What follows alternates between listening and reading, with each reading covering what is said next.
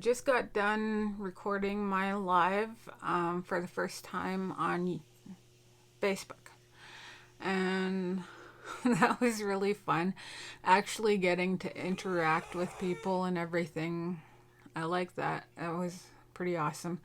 And I was wondering, should I do a live on YouTube? Like, let me know if you guys are into that. Maybe we can set something up.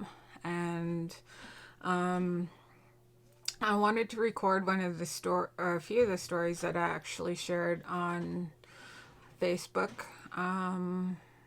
One happened, I want to say I was 12 or 13. My room was set up in a weird, awkward way. My bedroom, like when you walk in the door, the bed, like you walk in the door, there's a closet right next to the door, and my bed was pushed right up to the closet, and like it was a mess in the closet. And I don't know why I had my room that way, but I did. And I woke up because I felt somebody moving beside me, and there shouldn't have been anybody there. I woke up and I instantly got scared. I was like, it was hard to move. It was hard to, I was trying to slowly move so this thing didn't wake up. And I was slowly moving, slowly trying not to make any noise. And I kept looking at it. And it was under the blankets with me, but up to about here. And I could see the hair. I could see the skin on the back. I could see the beauty marks on the back. And it was clearly native. And I could see it breathing. I could see it shifting and moving in its sleep. And I was scared. I had no idea what it was. And I was slowly sitting up and slowly trying to take the blankets off me so I could, like, in my head I'm thinking, okay, I'm gonna leap off this bed, rip the door open, and run to my parents, because I can hear the TV. I can hear them doing stuff in the kitchen and everything. But I'm stuck in the room with this thing. And I slowly sitting up, and I was just looking at it to make sure it's not awake or looking at me or something. And the door goes flying open. And it's my dad, and he's like, "Get up, you're going to be late for school." And my eyes are huge. I look at him, and I whip around, and I look at it, and it's gone. That will never leave me. I have no idea what it was. I know I wasn't asleep because I was up when my dad came in. I was so scared after that. I didn't like sleeping in there alone. I'd leave the light on. That scared the hell out of me.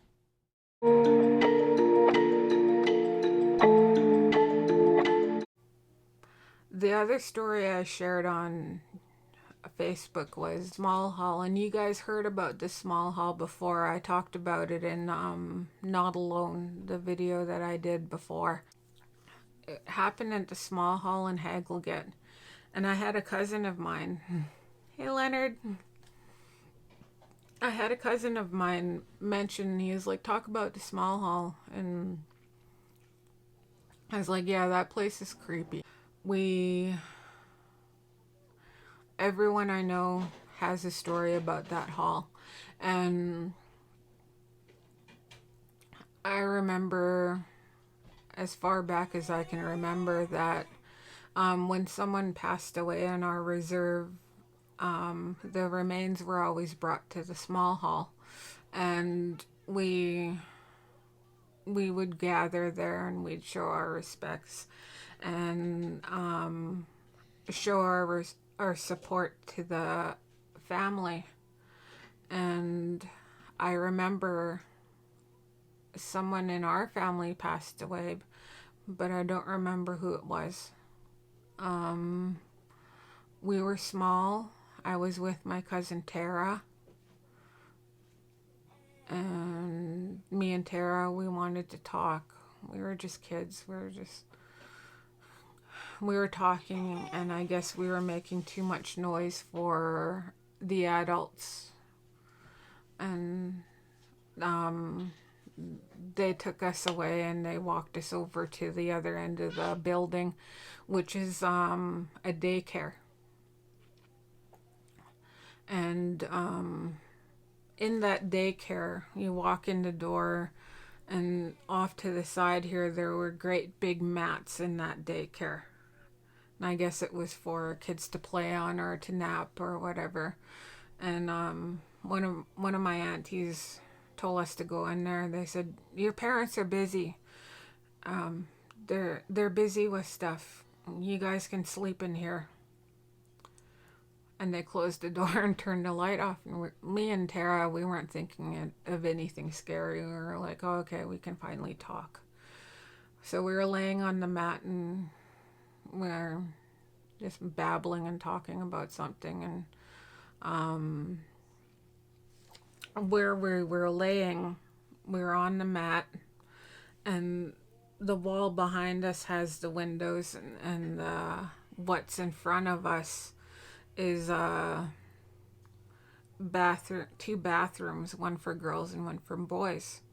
And in the bathroom that was furthest from the door, I heard something, and I looked, and the light turned on, and then you could see feet hit the floor, and you could see things moving. You could see it moving around, and it was moving weird. And we were both sitting there looking at it, and we must have been whimpering, or maybe we sat up, or we were making noise or something, because that auntie came back into the room, like, because we were making too much noise. You guys can't be making noise like this. Like there's someone passed away in there. You have to have respect in that. And you guys aren't gonna nap. You shouldn't be in here. We gladly left. We took off out of there.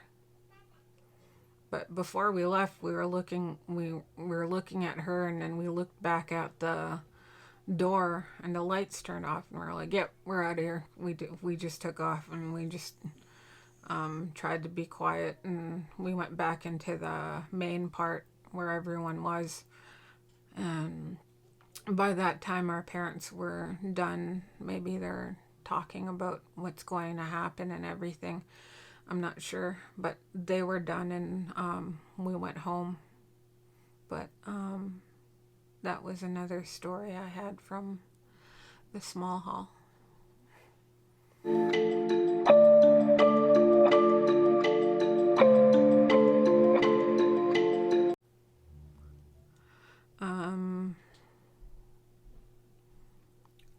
This story I want to share, and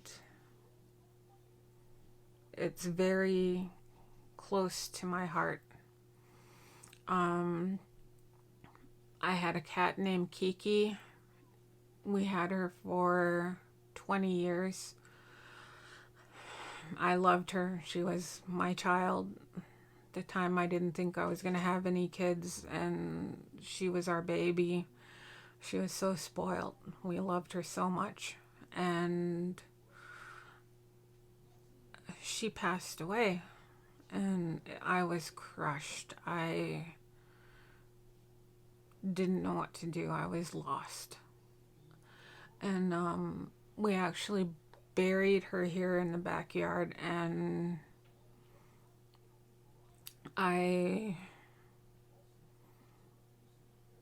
was thinking about her one day, and I was actually in this room, and in this spot where I'm sitting, there used to be a green chair, a green armchair,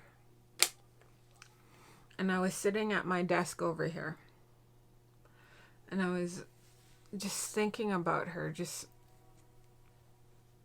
I didn't know what to do. Couldn't I couldn't see myself here without her. She was our baby.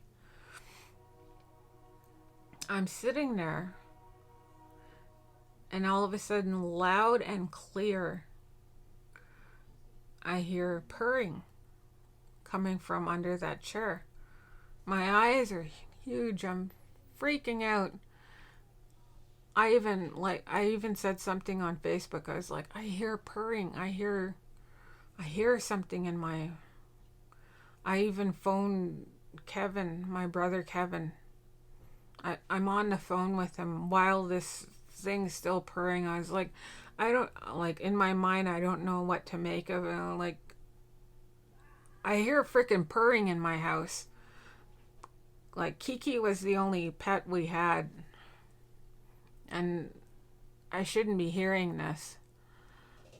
Like, I think I even asked him, I was like, do mice purr? Like, maybe I have mice. I don't know. That sounds stupid when I'm saying it now, but I didn't know what... I was trying to make sense of it. And I remember another time I was sitting out in the living room and I was crying. And I was crying because I was missing Kiki. I was thinking about Kiki, and I was just wondering, like, could I have done anything? Could I have saved her? I didn't. I wanted her back. And I hear like how a cat makes that sound, like kind of like how the start of a cat makes that sound when they see a bird and they try to make that weird... I hear that, like, just that one little part, and then purring. And it's coming from the laundry room, and I just closed my eyes, and I was like, I couldn't even make myself scared of it at that point. I just closed my eyes, and I was like, I hear you, Kiki. I miss you. I love you. And just recently, we had some bad news in our family, and it's tearing our world apart. And I thought,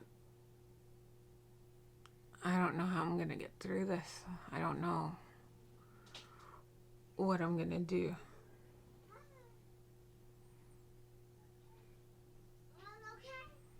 And I heard her bell. And that, because she never really meowed right. She would always just, And I was like, oh my God, Kiki, I miss you. I want to hold you. I want to cuddle with you. She was so much comfort to me. And I knew she comes to visit me when I need her. She comes to visit me when I need comfort.